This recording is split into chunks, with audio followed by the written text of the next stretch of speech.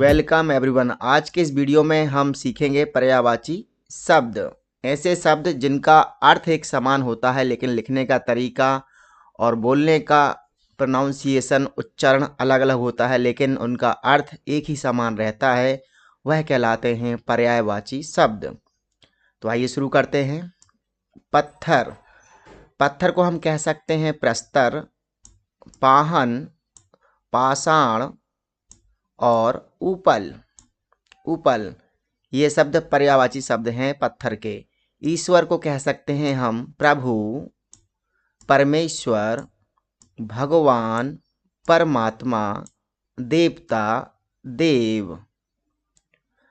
आचार्य। आचार्य शब्द के पर्यायवाची होंगे प्राध्यापक, गुरु, अध्यापक, शिक्षक।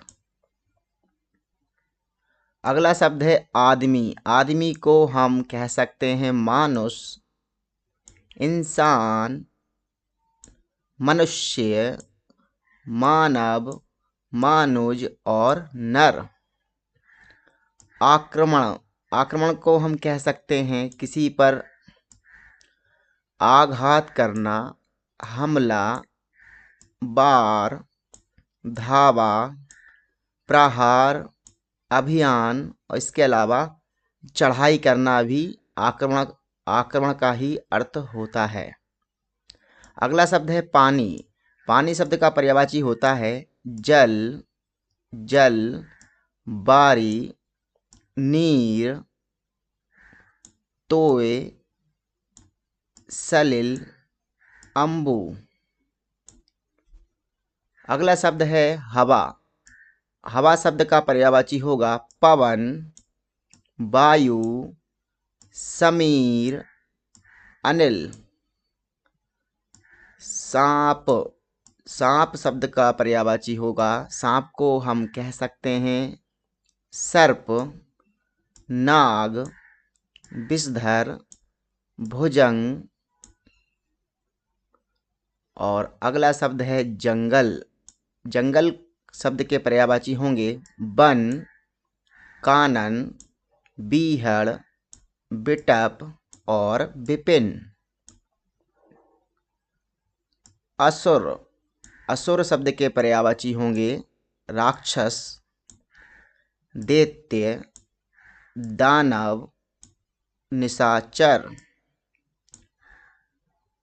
ये शब्द हैं असुर शब्द के पर्यायवाची।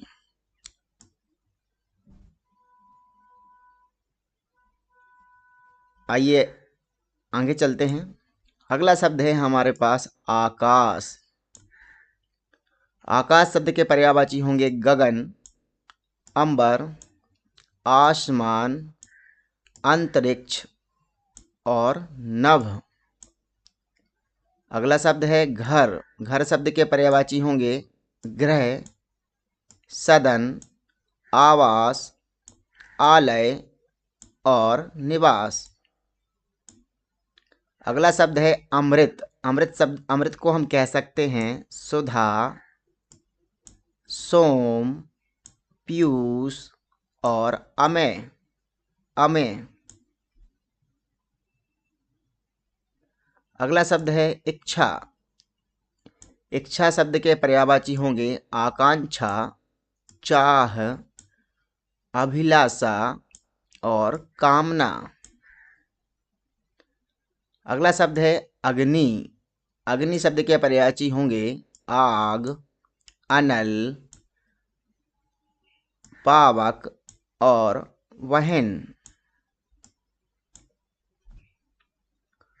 अगला शब्द है अश्व। अश्व मतलब होता है घोड़ा, तो इसके पर्यायवाची होंगे घोड़ा, है, तुरंग, बाजी, घोटक और सैंधव। तो आज हमने देखे कुछ शब्दों के पर्यायवाची शब्द। किसी शब्द के अधिकतम आपको 2 या 3 पर्यायवाची शब्द पता होना चाहिए, क्योंकि परीक्षा में पर्यायवाची शब्द कई बार पूछे जाते हैं। इनको बहुत ही आसान तरीके से आप याद कर सकते हैं और हिंदी में शब्दार्थ